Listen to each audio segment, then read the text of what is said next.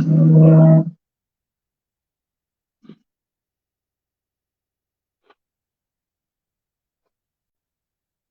साथियों, नमस्कार।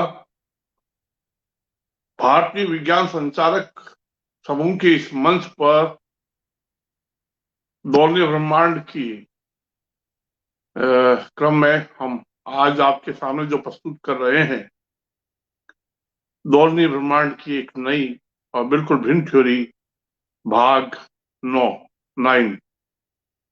भाग 9 में हम बहुत सी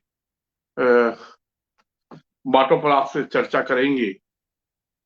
और सबसे पहले तो हम बिग बैंग और बिग क्रंच की बात करते हैं, और चक्र में ब्रह्मांड, जो साइक्लिक यूनिवर्स की थ्योरी या पल्सेटिंग यूनिवर्स, और या फिर vibrating universe, cyclic universe, pulsating universe, oscillating universe, यानी कि ब्रह्मांड के इस प्रकार से जो नाम है, दोलन में ब्रह्मांड, चक्र में ब्रह्मांड, धड़कता ब्रह्मांड, और इस प्रकार से कंपन में ब्रह्मांड, ये इस प्रकार से अलग अलग संबोधन हैं। तो इसी क्रम में जो हम कहना चाहते हैं कि ब्रह्मांड का विस्तार, ब्रह्मांड की स्टार्टिंग एक बिंदु के, एक पॉइंट मास से स्टार्ट हुआ। जैसा कि आपने सभी ने इस पर पहले अनेक थ्योरी देखी है, और इसमें जो साइक्लिक यूनिवर्स की चर्चा हमने जो स्टार्ट की है, इसके परिणाम क्या होंगे, सिमिलर, सिमेट्रिक और कॉमन बातें जो हमने कही है कि ब्रह्मांड में कुछ समानता है, कुछ सिमिलरिटी है, कुछ सिमेट्रिक है,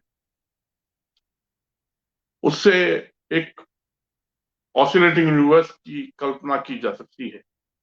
एक दोलन में ब्रह्मांड के विचार को हम रख सकते हैं। तो साथियों, सबसे पहले तो हम इस बात पर विचार करें कि बिग बैंग की जो अवधारणा है, हालांकि हम यूनिवर्स के फैलने और सिकुड़ने को एक डिफरेंट तरीके से सोचते हैं, एक भिन्न तरीके से सोचते हैं कि यूनिवर्स जो है एक्सपेंड हो रहा है, और एक्सपेंशन जो एक्सीलरेटिंग यानी त्वरित फैलते ब्रह्मांड की बात करें, तो सबसे पहले तो हम बिग बैंग की इस बात पर विचार करें कि एक बिंदु, अनंत घनत्व के एक बिंदु से स्टार्ट हुआ, जिसका घनत्व अनंत के बात की जाती है, पॉइंट मास से। आखिर उस पॉइंट मास में क्या रासायनिक, क्या भौतिक प्रभाव उत्पन्न हुए कि वो विस्फोट विस्फोट के साथ में एक्सपेंड होने लगा, फैलने लगा। वो पॉइंट, वो बिंदु, इस तरह से उसके अंदर क्या भौतिक प्रभाव, क्या कारण थे, इसको स्पष्ट करने में ब्रह्मांड विज्ञानी असफल रहे।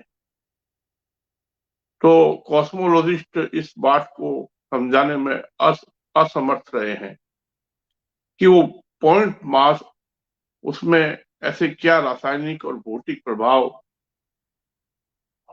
उत्पन्न हुए जिससे वो विस्फोट के साथ में फैलने लगा, और फैलते फैलते उसका विस्तार कहाँ तक होगा, और उसमें जो पहले पहले हल्के कण बने, हल्के से भारी कण बने, फिर हल्के तत्व बने, फिर भारी तत्व बने, धीरे धीरे उसमें गैलेक्सियां बनने लगी, और गैलेक्सियों से फिर आगे उसमें तारे बनने लगे, नेबुलाएं तारे बनने लगे, और तारों के साथ में उनके ग्रह बनने लगे, और ग्रहों के साथ में चंद्रमा।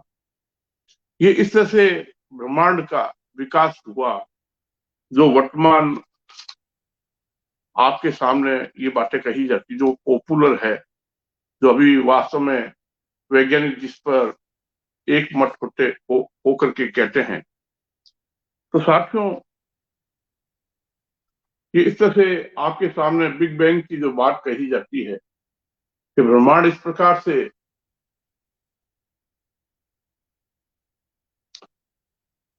और ये कोई एक दिशा में नहीं, सभी दिशाओं में विस्फोट के साथ में फैलने लगा। तो सबसे बड़ी बात यह है कि बिग बैंग जो पॉइंट मास अनंत घनत्व, ये कोई काल्पनिक है। ऐसा कैसे हो सकता है, कैसे संभव हो सकता है, इस पर विचार करना बड़ा कठिन है कि एक बिंदु जो अनंत घनत्व का था, और वो इस तरह से, तो जब हम ऐसा सोचते हैं तो और भी हालांकि प्रश्न उठते हैं कि ये एक ब्रह्मांड जो इस तरह से विकसित हुआ, क्या ऐसे अनेक ब्रह्मांड थे, वो सभी बिग बैंग से उत्पन्न हुए? क्योंकि मल्टी यूनिवर्स की बात करते हैं जब, तो ऐसे बिंदु से विकसित होकर के फैलते फैलते ऐसे अनेक ब्रह्मांडों की बात कर सकते हैं। तो आ, मैं जहां तक आपके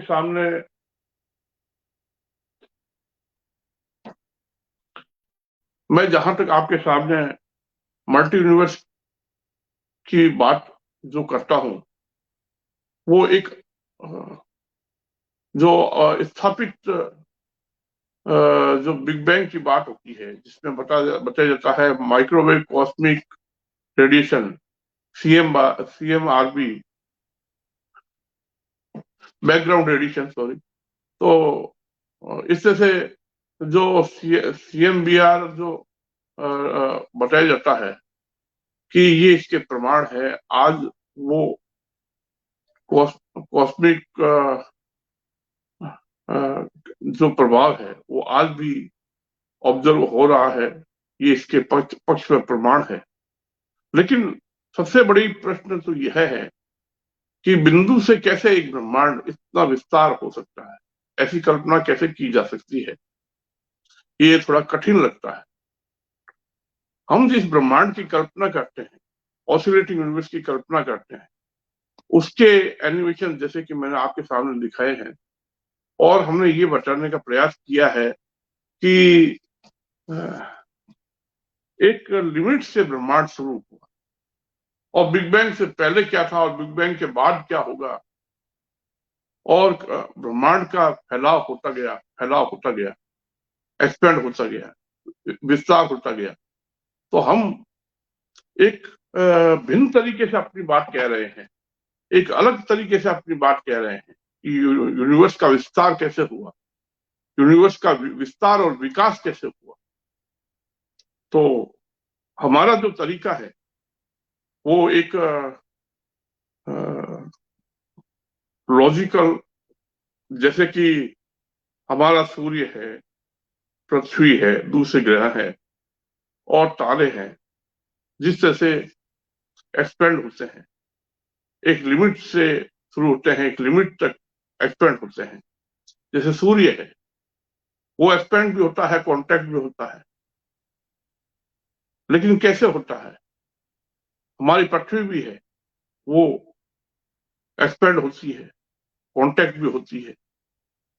तो हम एक्सपेंडिंग और कॉन्टैक्टिंग की जो प्रोसेस है, जो इस प्रकार से ऑसिलेशन की प्रोसेस है, उसको जो समझा रहे हैं, उसी को हम यूनिवर्स पर अप्लाई कर रहे हैं, उसी को हम एक नए दौलनीय तरीके से अपनी यूनिवर्स की कल्पना को प्रस्तुत कर रहे हैं।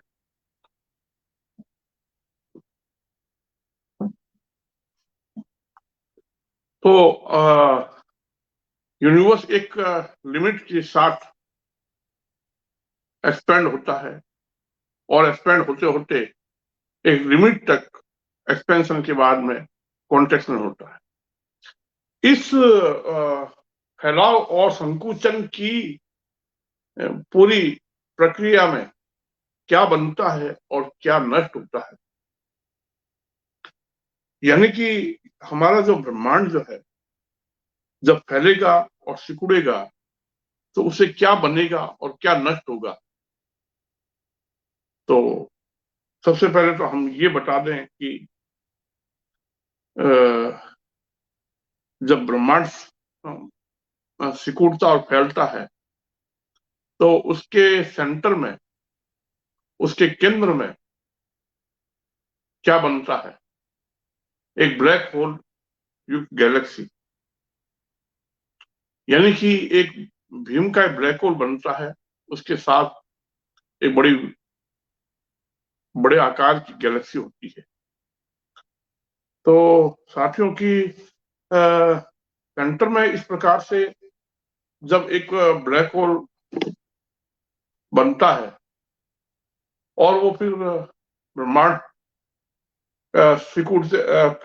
सिकुड़ने के बाद में फैलने लगता है, कॉन्ट्रैक्शन के बाद में फैलने लगता है और फिर सिकुड़ता है।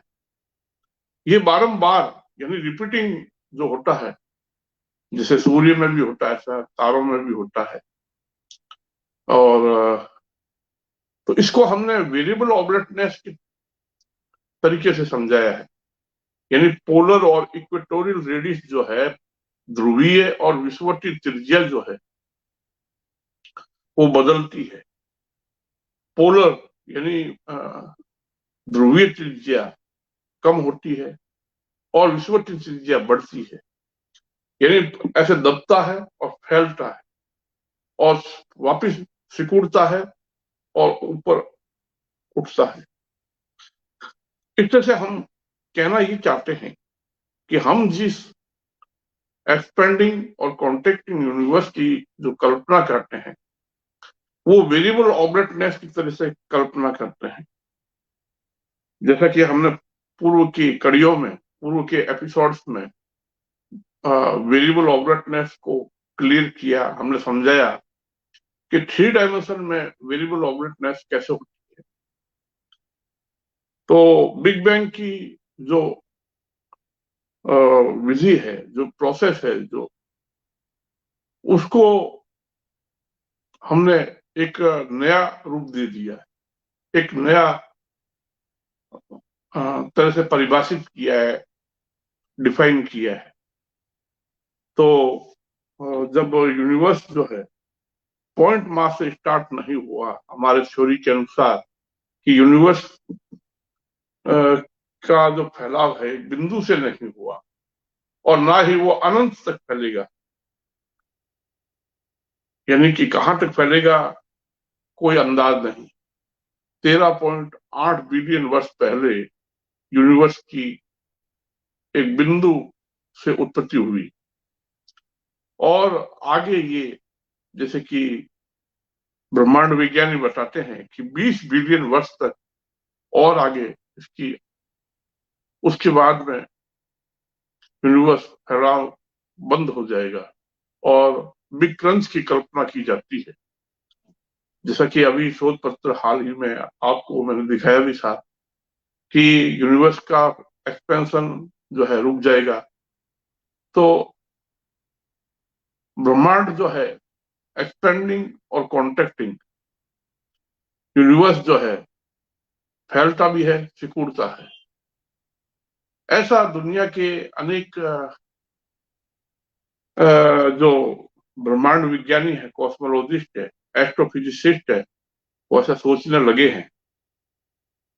तो जैसे कि हम देखते हैं कि गैलेक्सियां दूर हट रही है, रेड शिफ्ट हो रहा है, तो गैलेक्सियां निकट भी आ रही है। एंड्रोमेडा गैलेक्सी, मिल्की वे गैलेक्सी निकट आ रही है और भी अधिक गैलेक्सियां हैं जो निकट आ रही है। तो क्या यूनिवर्स कॉन्टैक्ट हो रहा? हमारा जो तरीका है एक्सपेंशन और कॉन्ट्रैक्शन का, कि ब्रह्मांड जो है कैसे फैलता है और कैसे सिकुड़ता है, वो एक वेरिएबल ऑब्लेटनेस, यानी एक ऑब्लेट ऑब्लेट जो इलिप्सॉइड होता है, जो इसमें इक्वेटोरियल रेडियस ज्यादा होती है, पोलर रेडियस कम होती है। तो हमारा जो तरीका है एक्सपेंशन और कॉन्ट्रेक्शन का, और हम कहते हैं बिग बैंग तो हुआ, तो दो प्रकार के बिग बैंग बताए जाते हैं, कोल्ड बिग बैंग और हॉट बिग बैंग। हम जिस बिग बैंग की बात कर रहे हैं वो एक तरह से कोल्ड बिग बैंग की बात कर रहे हैं।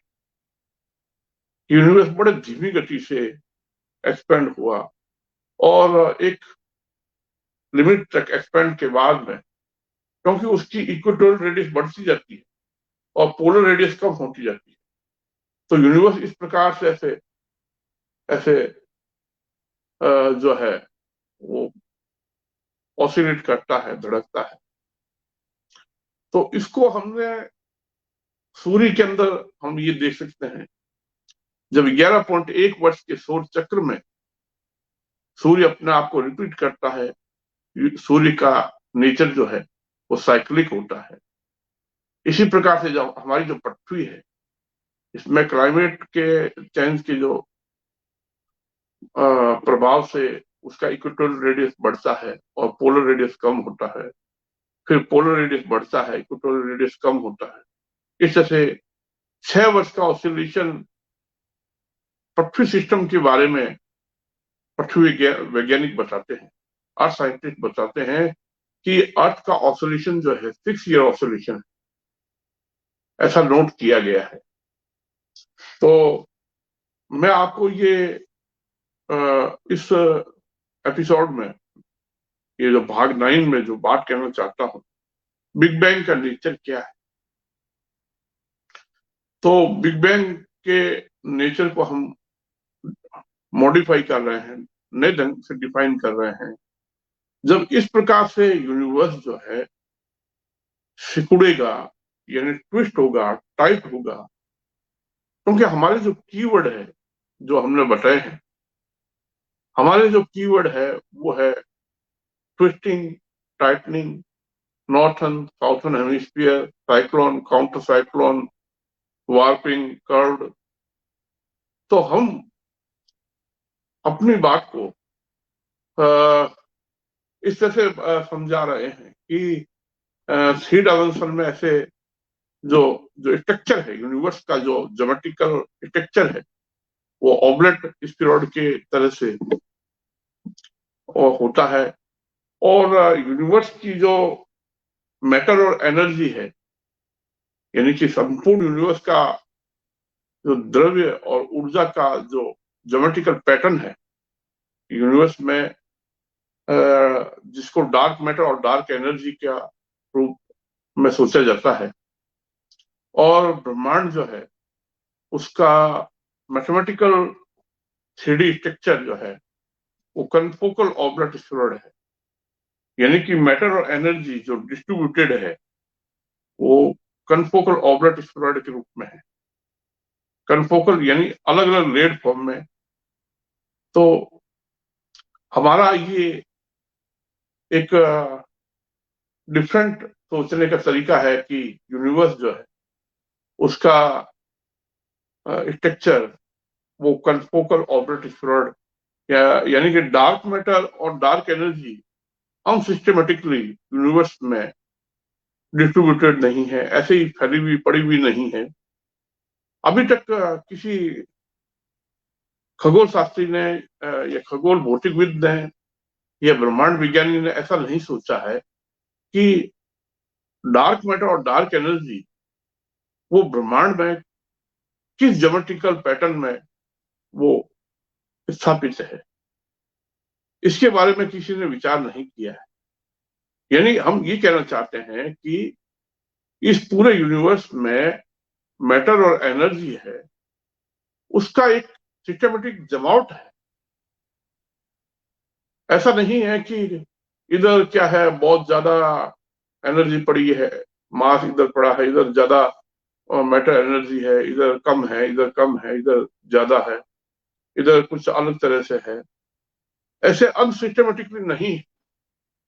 तो मैटर और एनर्जी का जो इस पूरे यूनिवर्स में जो डिस्ट्रीब्यूशन है, जो जो स्थापना है उसकी, वो ब्रह्मांड में किस रूप में है, कैसे ब्रह्मांड में द्रव्य और ऊर्जा का वितरण है।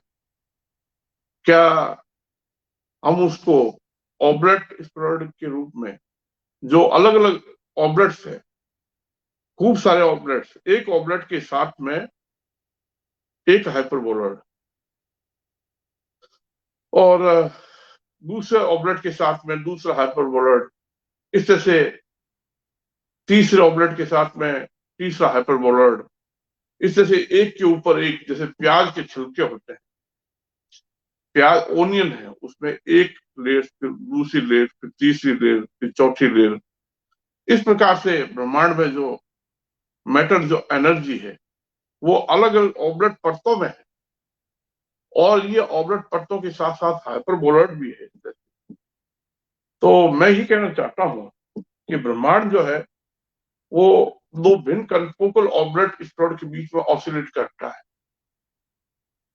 दो भिन्न कनफोकल ऑब्लेट स्प्रेड के बीच में ऑसिलेट करेगा, और इस प्रकार से ट्विस्ट होता हुआ और टाइट होता हुआ, तो इससे सेंटर में जो डेंसिटी है, मेटल एनर्जी की डेंसिटी है, वो बढ़ेगी, इंक्रीज होगी।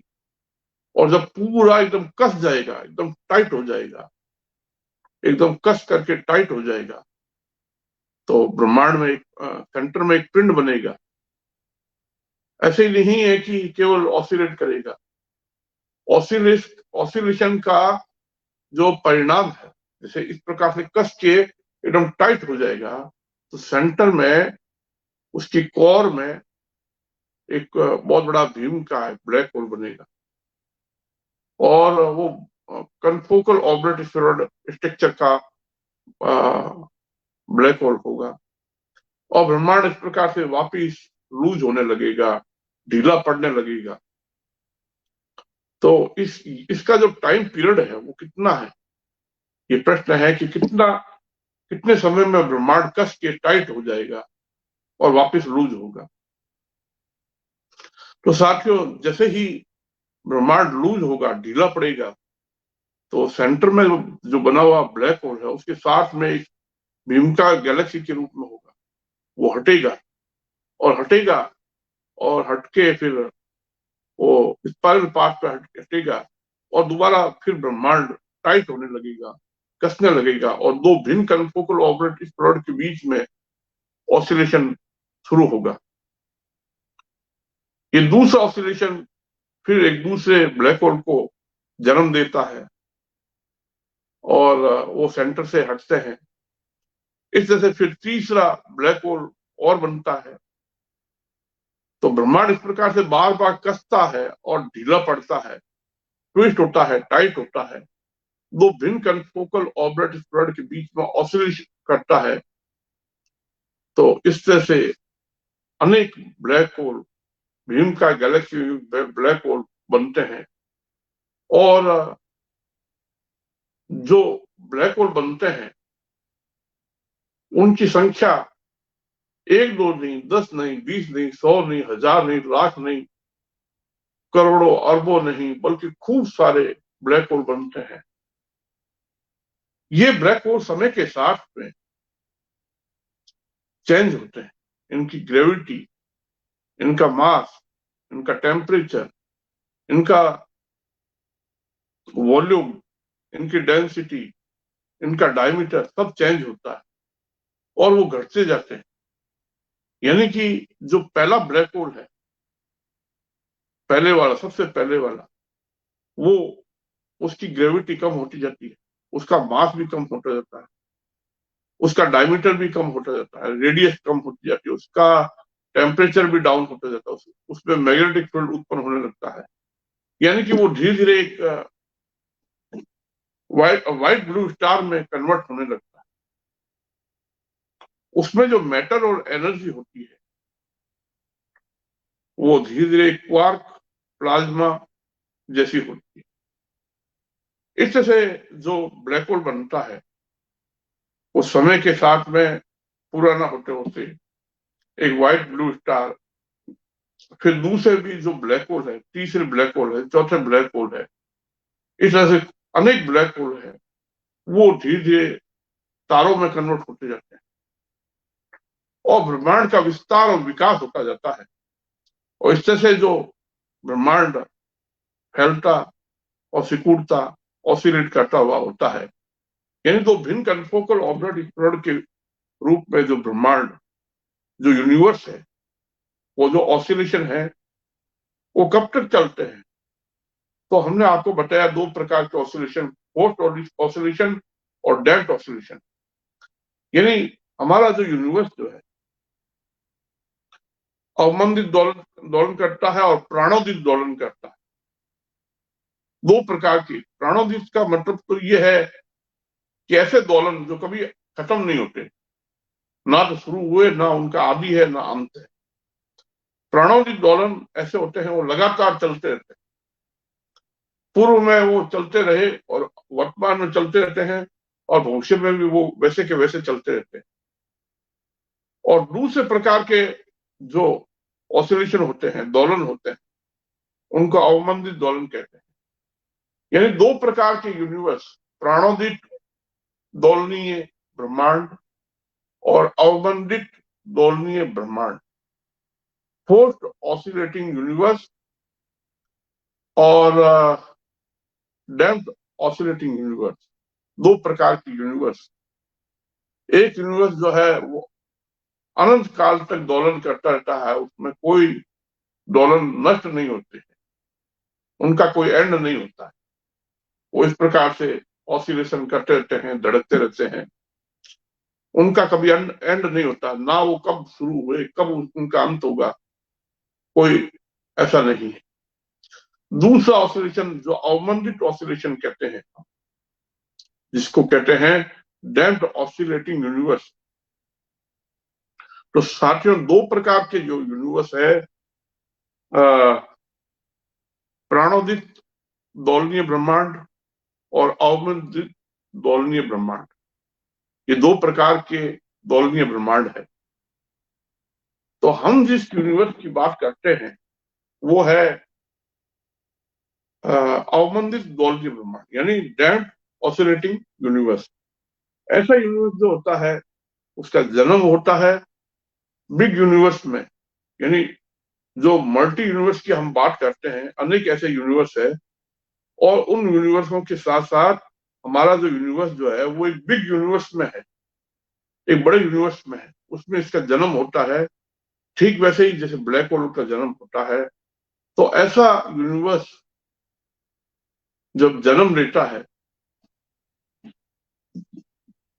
तो वो आगे अवमंदित दोलन करता है। अवमंदित यानी कि डैम्प्ड ऑसिलेटिंग यूनिवर्स, ये दोलन करता रहता है कितने अरब साल तक, कितने खरब साल तक, कितने लंबे समय तक। हमारे पास में उसकी मैथमेटिकल वैल्यू नहीं है, लेकिन हम ये कहते हैं उसकी एक लिमिट होती है, ऐसा नहीं कि अनलिमिटेड होता। तो ऐसा यूनिवर्स जो है वो दोलन करता हुआ और उसमें जो एक्सपेंशन और कॉन्ट्रेक्शन का जो प्रोसेस चलता है, ऑसिलेशन चलता है, वो आगे जाकर के धीरे धीरे जैसे जैसे ऊर्जा जो है उसकी अव्यवस्था बढ़ती जाती है, यूनिवर्स में कचरा बढ़ता जाता है, यानी कि जो आकाशीय पिंड बनते जाते हैं, नष्ट होते जाते हैं, इससे यूनिवर्स में द्रव्य ऊर्जा धीरे धीरे समाप्त होने लगती है और यूनिवर्स जो है उसका ऑसिलेशन कमजोर पड़ने लगता है। धीरे धीरे यूनिवर्स में ये सूर्य, तारे या चंद्रमा और एस्ट्रॉयड, मीटर्स, इस तरह से यूनिवर्स में इतना भारी और विशाल कचरा बनता जाता है जिससे ये यूनिवर्स धीरे धीरे ऑसिलेशन कमजोर होने लगता है और खत्म सा होने लगता है।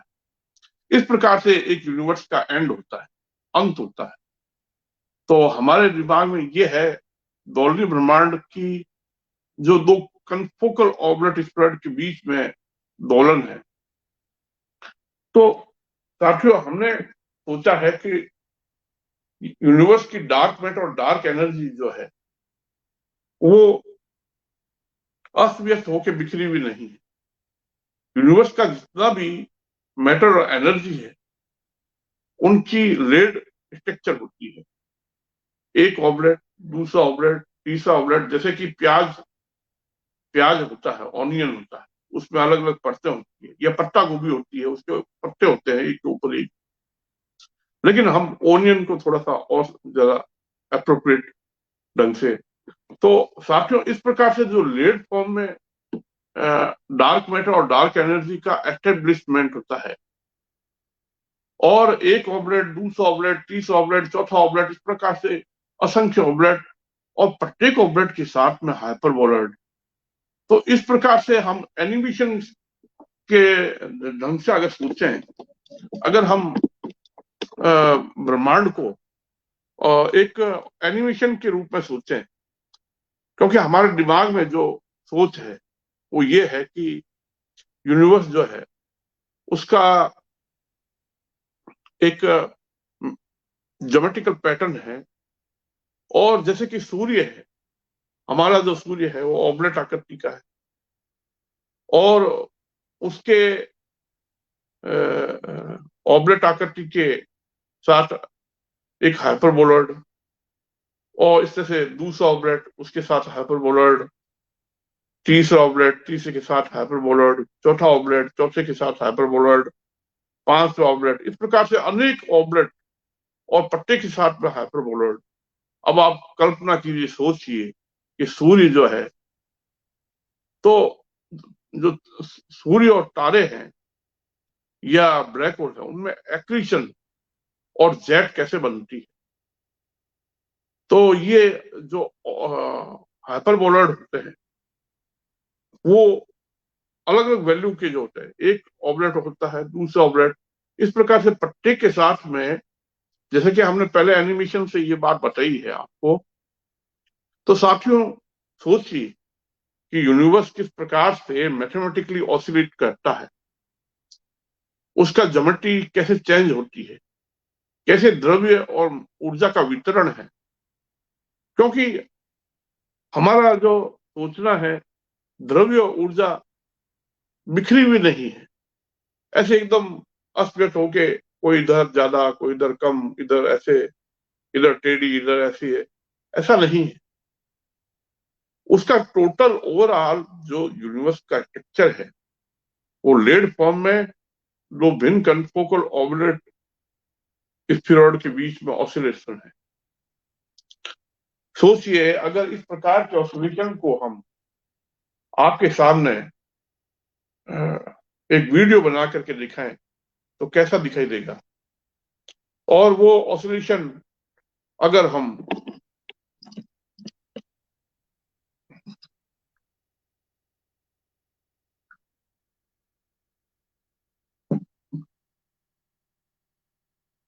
तो वो ऑसिलेशन अगर हम वीडियो के द्वारा दिखाएं कि यूनिवर्स जो है इस प्रकार से विजुअली ऑसिलेट करता है,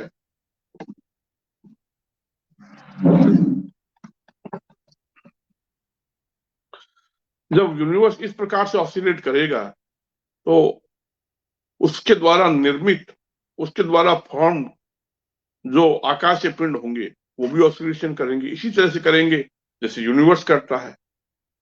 जैसे ब्रह्मांड दोलन करता है, उसी तरह उसके द्वारा बने हुए आकाशीय पिंड भी उसी तरीके से ऑसिलेशन करेंगे। उसके द्वारा निर्मित ब्लैक होल, उसके द्वारा निर्मित सूर्य और तारे, उसके द्वारा निर्मित ग्रह, उसके द्वारा निर्मित चंद्रमा, वो भी इसी प्रकार से ऑसिलेशन करेंगे। हर एक का टाइम पीरियड जो है, ऑसिलेशन का टाइम पीरियड डिफरेंट होगा। यूनिवर्स का जो ऑसिलेशन का टाइम पीरियड होगा वो बहुत बड़ा लार्ज होगा, बड़ा विशाल होगा। ब्लैक होल का थोड़ा कम होगा, तारों का और कम होगा, सूर्य का और कम होगा, और इस प्रकार से ग्रहों का और कम होगा। इस प्रकार से हमारे पृथ्वी चंद्रमा का है ऑसिलेशन, रॉकी ग्रह है, उनका ऑसिलेशन और कम होगा। इस प्रकार से सोचिए, एक सापेक्षवाद बन जाएगा, एक रिलेटिव ऑसिलेशन का माहौल बन जाएगा। तो ब्रह्मांड में ऑसिलेशन का इस तरह से रिलेटिव, जैसे रिलेटिव वेलोसिटी हम सोचते हैं, ऑर्बिटल वेलोसिटी होती है, परिक्रमण की बात करते हैं, सभी आकाशीय पिंड अलग अलग वेलोसिटी से ऑर्बिट करते हैं। तो इसी प्रकार से अलग अलग रेट से जब ब्रह्मांड के आकाशीय पिंड ऑसिलेट करेंगे, तो सोचिए एक सापेक्षवाद की बात होगी, और वो रिलेटिविटी ऐसे टाइम को उत्पन्न करेगी, ऐसे मास को उत्पन्न करेगी, और ऐसे स्पेस को उत्पन्न करेगी जो एक दूसरे के सापेक्ष होंगे। तो स्पेस, मैटर और टाइम का हमें एक नया, पूरी फिलोसॉफी होगी, उसका पूरा एक नई सोच होगी। तो स्पेस फैब्रिक को भी हम एक इसी तरीके से सोचेंगे। तो ब्रह्मांड में जब इस प्रकार से आकाशीय पिंड जो है, जिनमें मैटर और एनर्जी और स्पेस जो है, वो कनफोकल ऑब्जेक्ट स्फीयरॉइड के रूप में, यानी ब्रह्मांड का स्ट्रक्चर, तो जैसे आकाशीय पिंडों को बताया जाता है, ब्लैक होल, न्यूट्रॉन स्टार, और जैसे सूर्य और तारों को और पृथ्वी ग्रहों को, कि एक चद्दर है, उसके ऊपर जैसे भारी बॉल है, अलग अलग भार की बॉलों को रखते हैं, तो वो दबाते हैं चद्दर को। तो हम ऐसा नहीं सोचते कि स्पेस फैब्रिक ऐसा नहीं है। यानी कि जैसे एक पानी के तालाब में जैसे सूर्य है वो, या न्यूट्रॉन स्टार है, ब्लैक होल है, वो ज्यादा दबाते हैं, ब्लैक होल ज्यादा दबाता है स्पेस फैब्रिक को, न्यूट्रॉन स्टार ज्यादा दबाते हैं, इस प्रकार से सन ज्यादा, इस प्रकार से उनको जो दिखाया जाता है चित्र के द्वारा, सापेक्ष जनरल थ्योरी ऑफ रिलेटिविटी में, हम ऐसा नहीं सोचते। तो 3D में हम सोचते हैं। हालांकि यूट्यूब पर ऐसे वीडियो आप जरूर देखेंगे जिनमें ये बताया गया है कि स्पेस फैब्रिक को आकाशीय पिंड 3D में किस प्रकार से वो कर्व करते हैं, और किस प्रकार से कर्वेचर उत्पन्न होता है उनके इस प्रकार से मास के डिस्टॉर्ट होने से। तो वो जो वीडियो बनाते हैं, आप देखिए सर्च करके यूट्यूब पर, कि वो जिस तरह से वीडियो विजुअली उनको दिखाते हैं, और हमने भी दिखाया है, हमने भी यूट्यूब पर अपने चैनल पर इसको दिखाया है कि 3D में कैसे पृथ्वी के चारों ओर स्पेस फैब्रिक ट्विस्ट और टाइट होता है। इसी प्रकार से सूर्य, तारों में, दूसरे ग्रहों में, इसी प्रकार से ब्लैक होल में हमने एक अलग तरह से दिखाया है। दुनिया के अनेक इंस्टीट्यूट भी इसी तरह से दिखा रही है। तो इसके बाद में वो ग्रेविटेशनल वेव, यानी गुरुत्वाकर्षण तरंगों को भी दिखाते हैं, कि दो ब्लैक होल के मर्जिंग से जो गुरुत्वाकर्षण तरंगें उत्पन्न होती है, वो जैसे कि एक तालाब में जैसे ऐसे ऐसे लहरें बन रही है, इस तरह से दिखा रहे हैं। ऐसे नहीं होता है। हमने जो तरीका बताया है ग्रेविटेशनल वेव की उत्पत्ति का, गुरुत्वाकर्षण तरंगों की उत्पत्ति का, ऑसिलेशन के द्वारा बताया। दो भिन्न कनफोकल ऑब्जेक्ट स्फीयरॉइड के बीच में ऑसिलेशन से गुरुत्वाकर्षण तरंगें उत्पन्न होती है, जिससे जैसे सूर्य है, वो दो भिन्न कनफोकल ऑब्जेक्ट स्फीयरॉइड के बीच में ऑसिलेट करता है, तो उससे क्या है कि तरंगें बनती है, वो ग्रहों से टकराती है, इसी प्रकार से चंद्रमाओं से टकराती है। तो हम जिस तरीके से आपके सामने ये बता रहे हैं कि इस पूरे यूनिवर्स में जो आकाशीय पिंडों का ऑसिलेशन का नेचर है, जिस प्रकार से वो एक्सपैंड और कॉन्टैक्ट होता है, और एक्सपैंड और कॉन्टैक्ट किस तरह से होते हैं, दो भिन्न कनफोकल ऑब्जेक्ट स्फीयरॉइड के बीच में ऑसिलेट होते हुए। तो साथियों, अब एक आपके सामने नया टर्निंग पॉइंट आ गया है, कि जब ऐसे ऑसिलेशन को इनलार्ज, बड़े रूप में देखते हैं, बड़े तरीके से सोचते हैं, तो हमारे दिमाग में जो दोलन का तरीका है, जो रूप है, वो ये है कि गुरुत्वाकर्षण तरंगें ऑसिलेशन से कैसे उत्पन्न होती है। जैसे कि अभी CERN द्वारा ये एक्सपेरिमेंट करके देखा गया है गुरुत्वाकर्षण तरंगों के बारे में। तो ऐसी दुनिया की अनेक वेबसाइट है, अनेक देशों की वेबसाइट है, उसमें हमारा हमारे देश की भी भूमिका है CERN में। हमारे देश के वैज्ञानिक भी उसमें काम कर रहे हैं।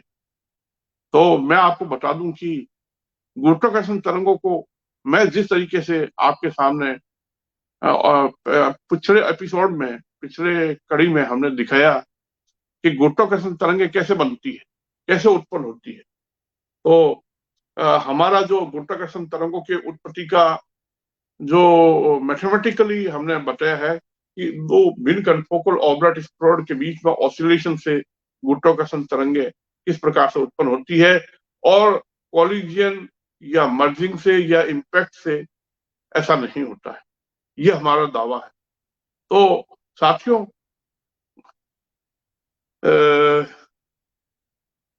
आप सोचिए, एक छोटे पार्टिकल से लेकर के, क्वार्क से लेके छोटे से छोटे कण, मैटर का सबसे छोटा कण है, वहां से लेके विराट ब्रह्मांड, सभी आकाशीय पिंड, चंद्रमा, ग्रह, तारे, ब्लैक होल, सभी को शामिल करते हुए, और इस प्रकार से विशाल यूनिवर्स, सूक्ष्म कण से लेके विशाल रूप तक किस प्रकार से बलों का व्यवहार होता है, फोर्स कैसे काम करते हैं। तो हमने बताया है confocal orbit spheroid is the common force. इस प्रकार से जो twisting, tightening, warping, curvature, cyclone, counter cyclone, हमारे जो कीवर्ड है उनको नोट कीजिएगा। तो हमने पूरे यूनिवर्स में एक सिमेट्रिक की बात की, कॉमन और सिमिलरिटी की बात की। इस तरह से हमारी जो कल्पना है, इमेजिनेशन है, हमारी जो इमेजिनेशन है वो कहां से स्टार्ट हुई और कहां पर जाकर के पूरी होती है, उसका समापन कैसे हम करते हैं। तो साथियों, आप सोचिए, बिग बैंग की बात, बिग क्रंच की बात भी सोचिए। इस पूरे पृथ्वी सिस्टम में देखिए, जो लिविंग्स का नेचर है, जो नेचुरल इवेंट है, हर एक में विस्तार और संकुचन, विस्तार और संकुचन, यानी कहां से शुरू हुआ, कहां तक एंड होगा। और इस तरह से आप सोच सकते हैं,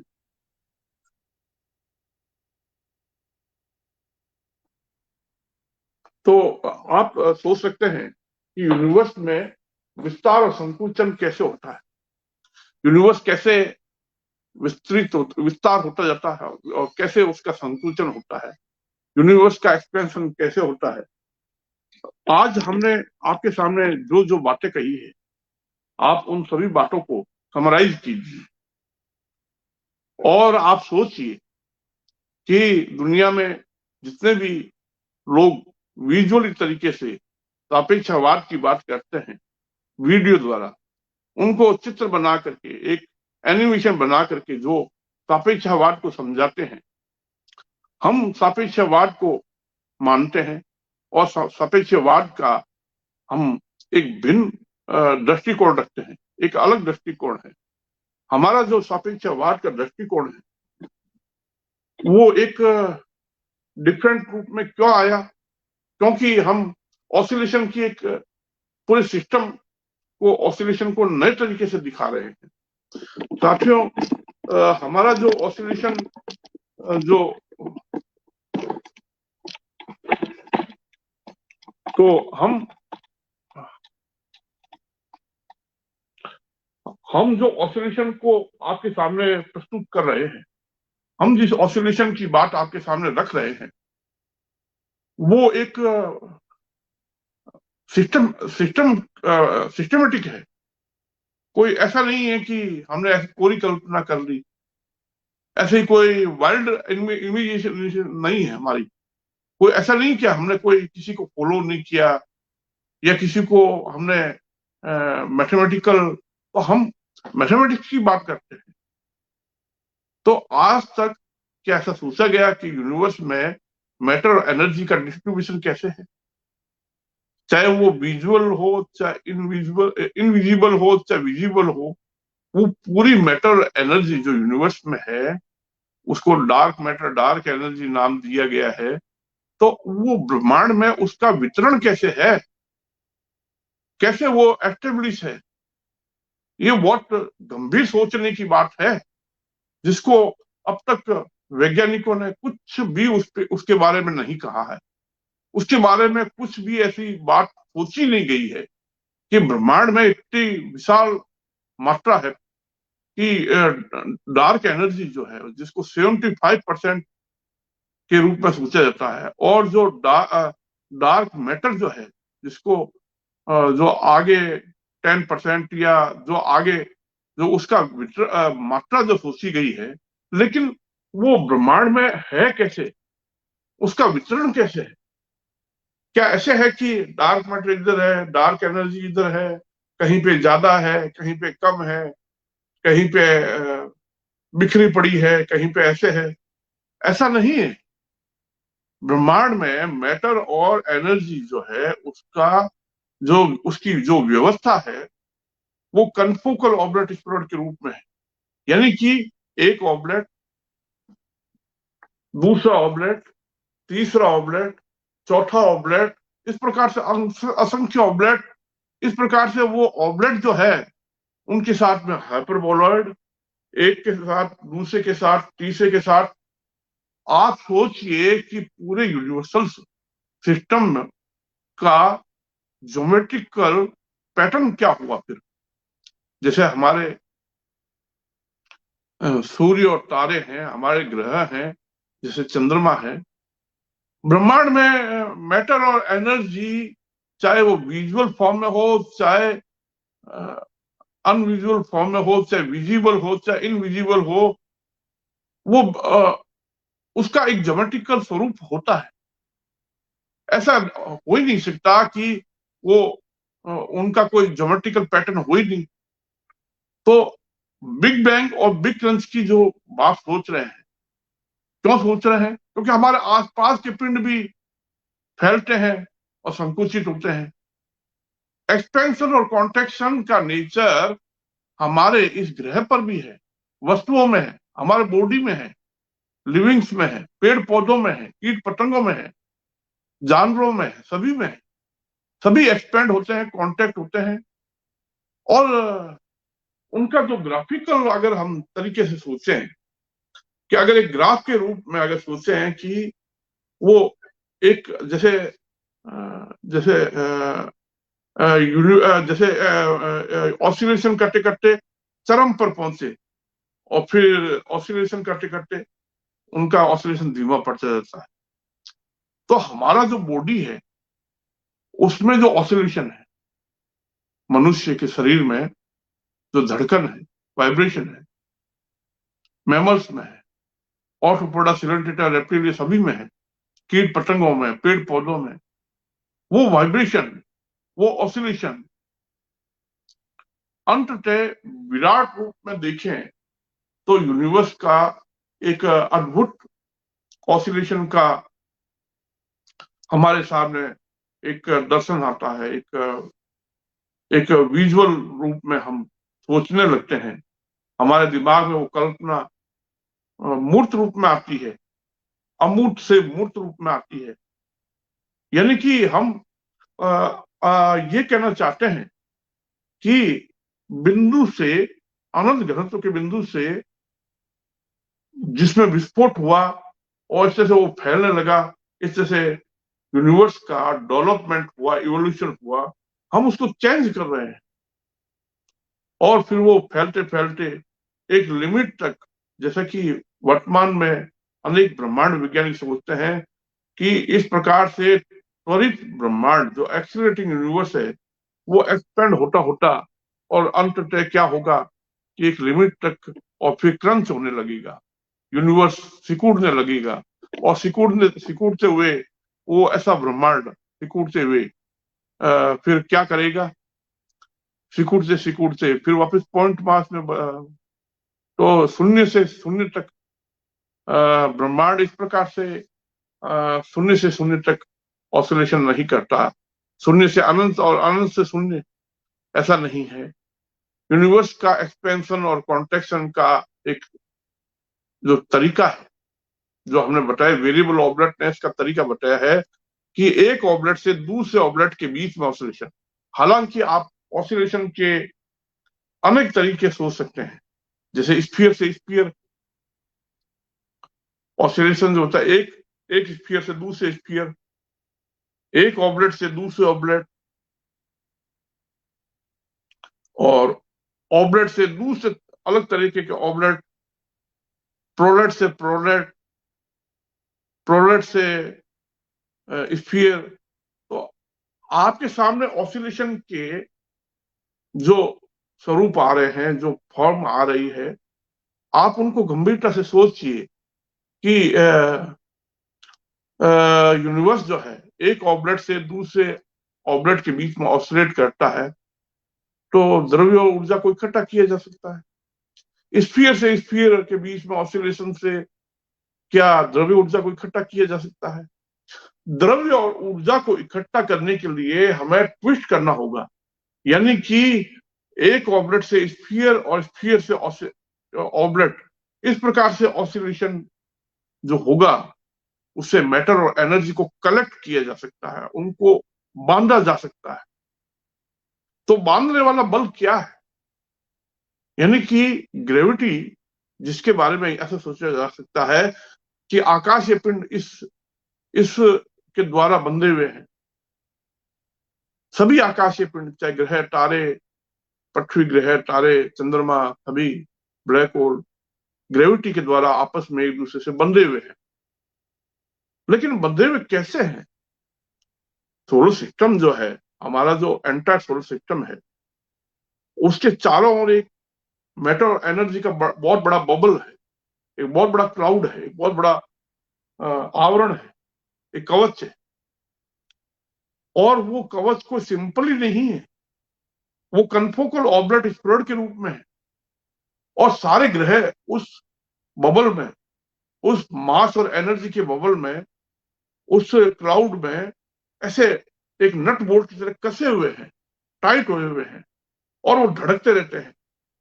ठीक ऐसा ही दूसरे तारों में, ऐसा ही ब्लैक होल, हमारी गैलेक्सी में सारे तारे जो हैं वो गैलेक्सी की सर्पिल भुजाओं में कैद हैं और टाइट हुए हुए हैं। तो सोचिए, ऐसी अनेक गैलेक्सियां हैं, इलिप्टिकल है, बार्ड है, और सर्पिल गैलेक्सियां हैं। तो सभी में मैटर एनर्जी जो पैक्ड है, जो बाउंड है, जो ग्रेविटेशन ने उनको बांधे रख रखा है। तो वो कैसे? क्योंकि दो भिन्न कन्फोकल ऑब्लेट स्फीयर के बीच में ऑसिलेशन हो रहा है, और इस प्रकार से कंपन, धड़कन, और इस प्रकार से दोलन हो रहा है। ये जो आपके सामने मैंने मैथमेटिकल तरीके से, गणित के तरीके से अपनी बात रखी है, बिग बैंग और बिग क्रंच की।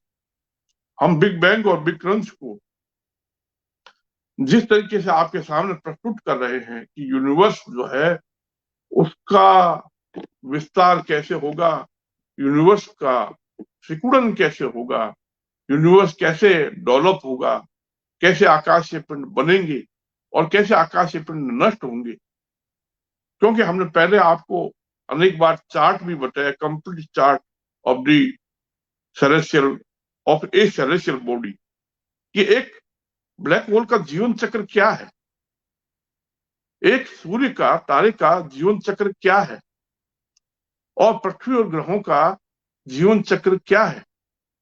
हम सभी के, चंद्रमाओं के जीवन चक्र की बात करते हैं, एक एस्ट्रॉयड की भी बात करते हैं।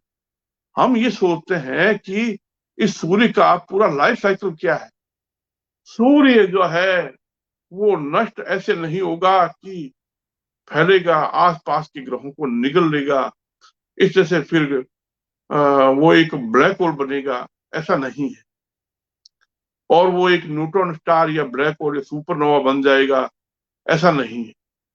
यूनिवर्स जो है कैसे वर्क करता है, how the universe work, how the universe behave, how this universe is working.